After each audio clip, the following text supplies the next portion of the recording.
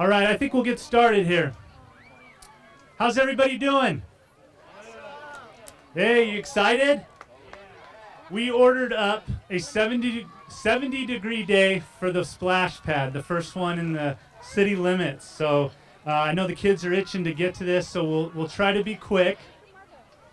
My name's Aaron Adams, and I'm the city manager for the city of Temecula.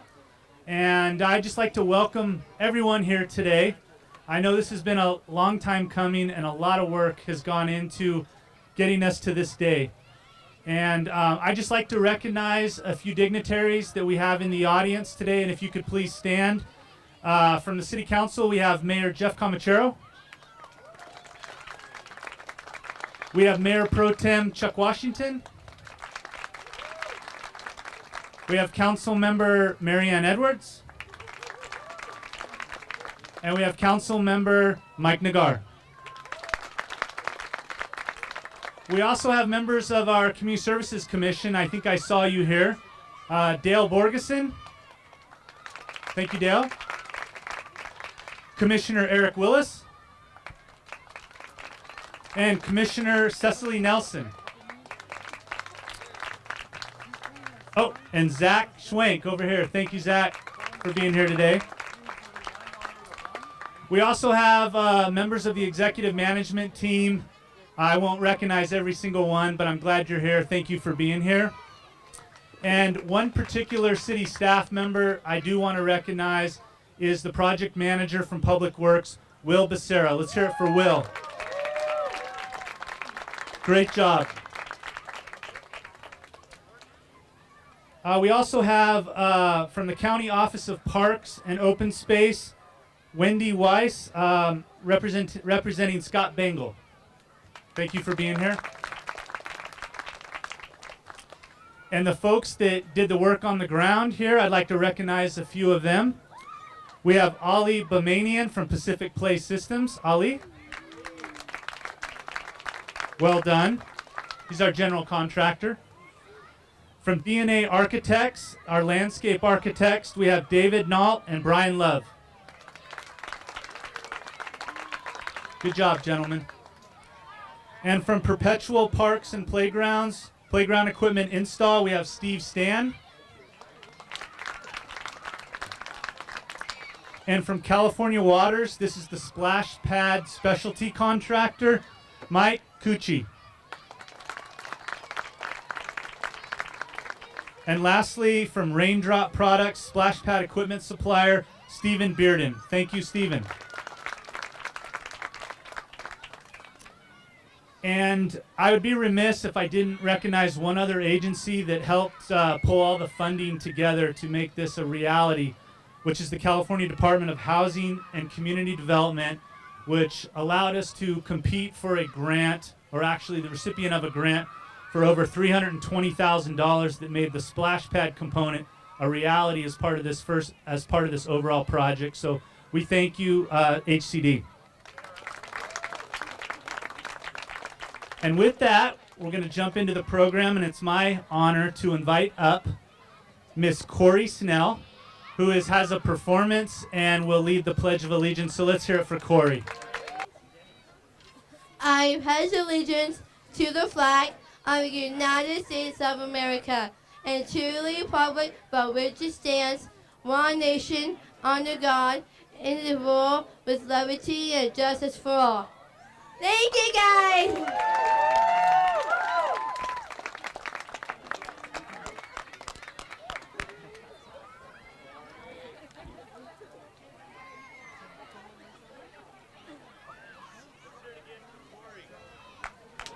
Well done, Corey.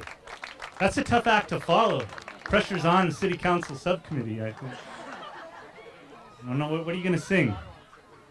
I want to recognize one other individual that I saw sneak in, our president and CEO of the Temecula Valley Chamber of Commerce, Alice Sullivan. Thank you for being here as well. And with that, I'd like to invite up Jennifer Smith. Is Jennifer here, representing our Nicholas Foundation, for a few remarks. Jennifer, thank you. Hi, how's everybody doing today? Unfortunately, Mark and Kathy couldn't be here tonight. They have Anthony's last soccer game of his high school career. So that, woo woo. Yeah. So he asked me to come up and give his speech for him, which I will do. And then I just also wanted to take a minute. I'm a parent of 3 special needs individuals. And what this park has meant for us is that it's an opportunity for us all to be included in a community activity that we all take for granted, which is just going to the park and play with our kids. Having this enclosed park gives us the ability to not only bring our kids to a safe place, but it allows us to actually take a breath and enjoy this experience, which, as with my typical kids, I took for granted every day. And I hope, as a parent of children that do have special needs and also parent of children that don't have special needs, that it becomes an inclusive park where all of our citizens bring their kids, because it's through that we really build those bridges of education, and we realize that we all have unique needs and abilities. So with that, I will give you Mark's speech. This is from Mark and Kathy Anselmo. We'd like to apologize for not being able to be there in person for this wonderful ribbon cutting event. We looked forward to this day for a long time, but like many times as a family in the autism community, we have had to divide and conquer to get things done. Mark received a call yesterday that the varsity Great Oak High School soccer team that he coaches with our older son Anthony had their CIF playoff game changed at the last minute to 3 p.m. today. And with Anthony graduating, this could be his last game for Kathy and I to watch. Nicholas and his grandparents, which are in the back, woohoo! Are here today to take part of the festivities. The beauty of this park is that having to divide and conquer as a special needs family will not have to happen anymore when visiting this playground. It is built for all family members to be able to participate, from siblings to grandparents and beyond. It is an incredible, all-inclusive experience that we are blessed to have in our community. We'd like to thank the City of Temecula for making this park a reality. When we first expressed interest in making this happen, we thought it was a long-term dream. But with the spirit and huge heart of the City of Temecula and the City Council, they did amazing things in less than a year. Being residents for over 20 years, we couldn't imagine finding a better city to live in. When Nicholas was younger, we dreaded the visits to the community playground, knowing that Nick would be judged or looked at differently simply to his behaviors and lack of understanding with the boundaries with other children. There were also the constant fear that Nick would be running off into the adjacent street due to his lack of fear. So we constantly kept an eye out for his movement. This playground instantly erases those 2 fears and will provide an opportunity to hundreds of families with children with special needs that they never had before. We cannot wait to see the families playing together, enjoying a picnic or birthday party, laughing and enjoying the outdoors without concern or judgment, and just being part of this community as we have always wanted to be. We cannot express in words or gratitude to all of those involved in making this happen. You have blessed so many with special needs families for years to come.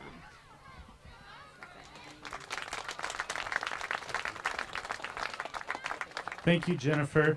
And I see Big Nick in the audience there, so hey, glad you're here, Big Nick.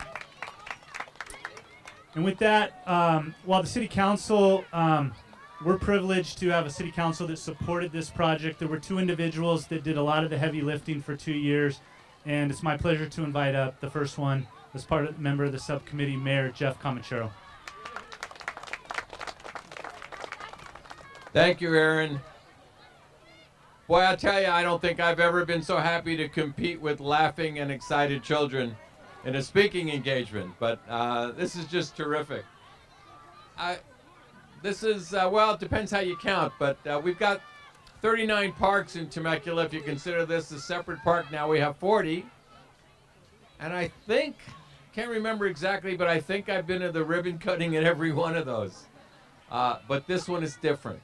This one is special.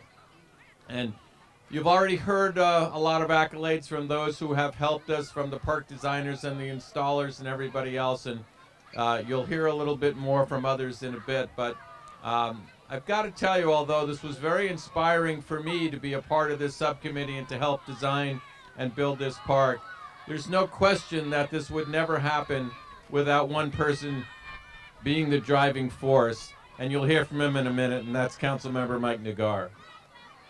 Thank you, Mike.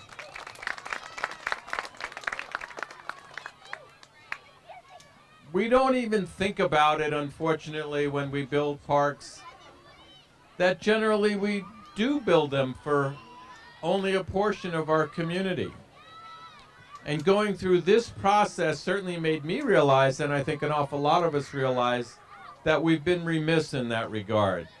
And it's very clear, and you can hear it, this park is for everybody. And that's a thrill for us.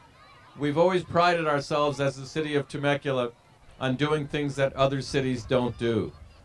Well, we're not the first one to build an inclusive park, but there certainly aren't enough of them, and we're proud to be considered among them and be one of them. So all I can say to you is this is absolutely magnificent. My thanks to everyone who's been involved and to all of you who will use it on a day-to-day basis. Just have a ball. That's what it's here for. Thanks for being here. Thank you, Mayor. And in real short order, we're going to do a ribbon cutting right over here in front of this tree. And then after that ribbon cutting, the splash pad will be turned on, and the kids that want to enjoy, or the parents that brought their bathing suits, feel free to get in there. Yeah, I'll be in there. And as the mayor said, there was one particular leader that spearheaded the vision and the intent and the motive behind the planning and architecture and design of this park. So let's hear it for Councilmember Mike Nagar. Thank you.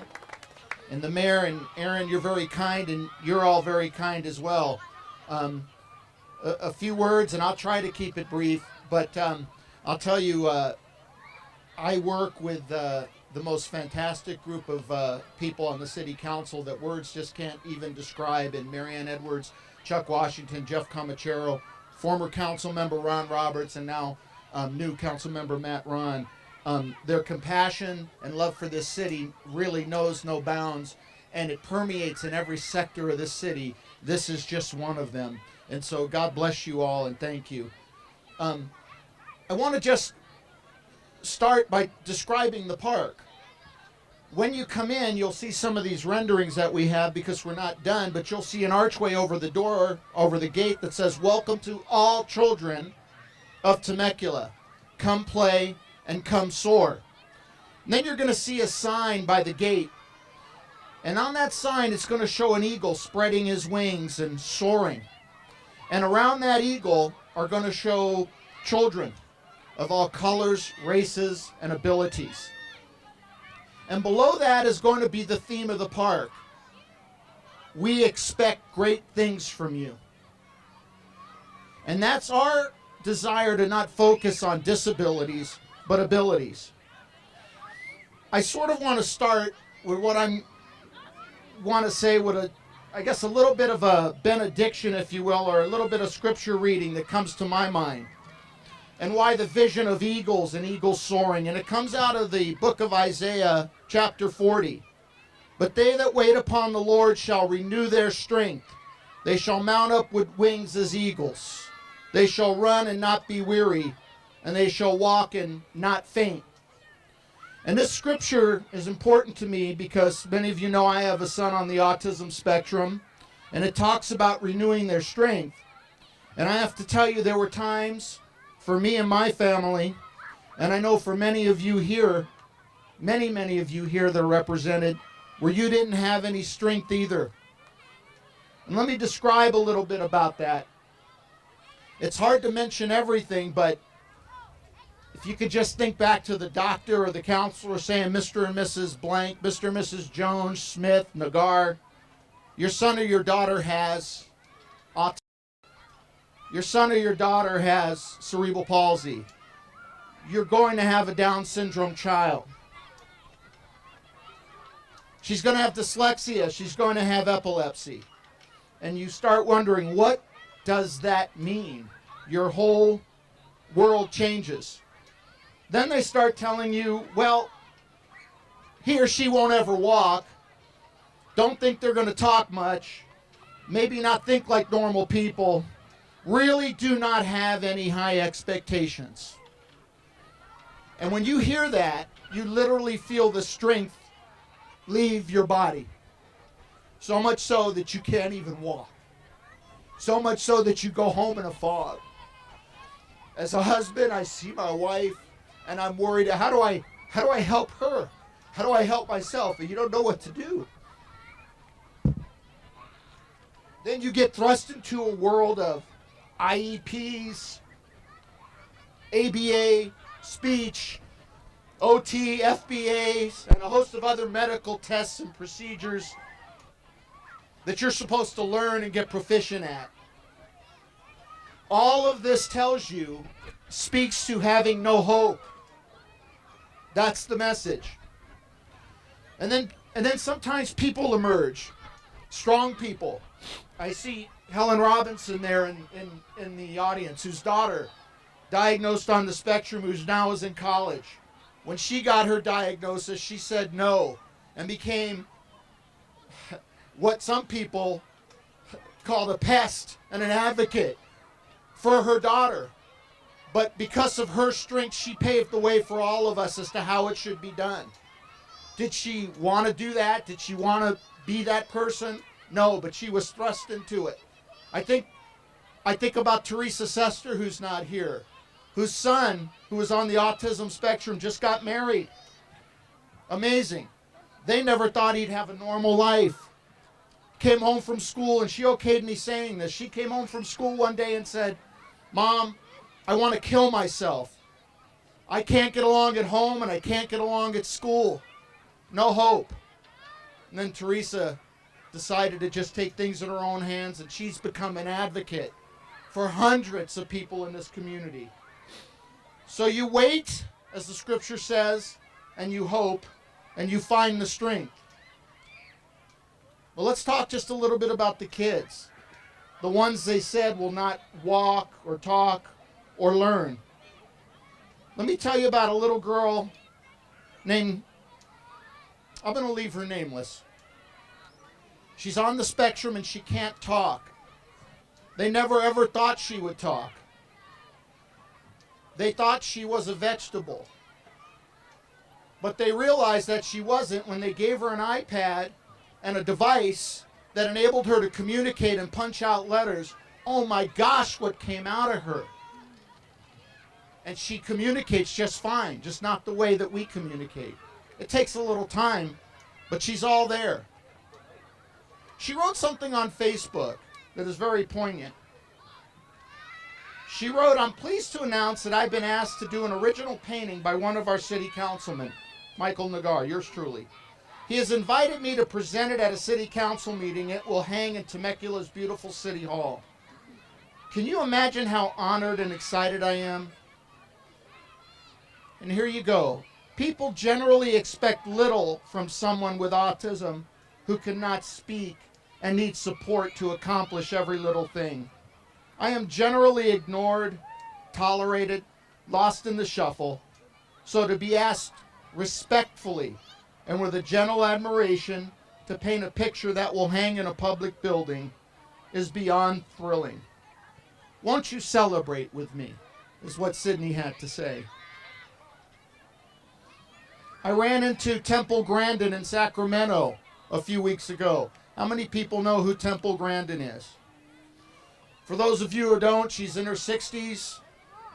She's a doctor, a PhD, who's turned the world of autism on his head because she's shown engineers how to do things that they just couldn't see normally. Had to do with livestock and moving livestock through pens. And she's a prolific speaker. And she had a few poignant things to say. She said most of the people in Silicon Valley who are fixing your computers and writing code are on the spectrum. She says all the quirky things you come out of Hollywood come from people who have autism spectrum qualities. Indeed, Jerry Seinfeld recently, Dan Aykroyd recently came out and said, you know, we're on the spectrum.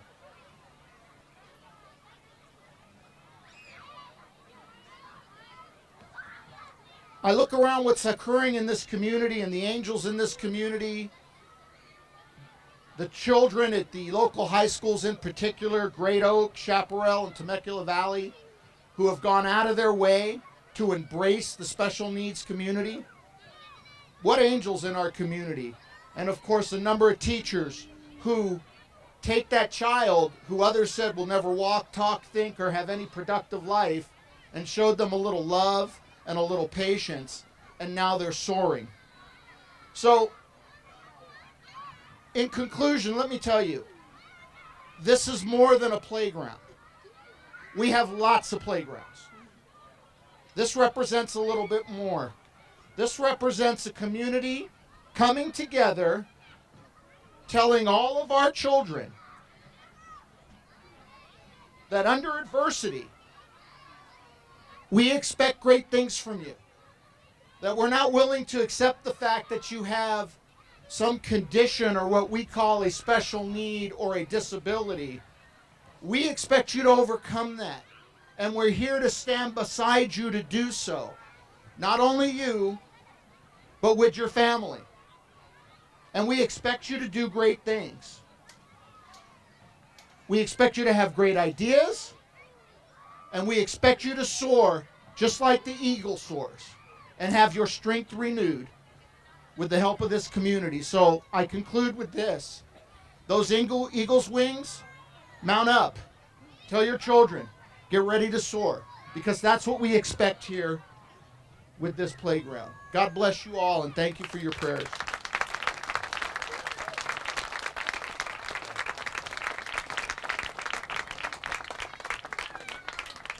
Thank you, Mike. That is truly well said. And at this time, if I could invite those that are going to be in the picture, the ribbon cutting, we will go over here. Please do not turn the water on yet for the ribbon cutting crew. We'll cut the ribbon, and then the water can go on, and the park is officially open. So thank you all for being here. God bless you all. Okay, you guys ready? 5, 4, 3, 2, 1. It's open.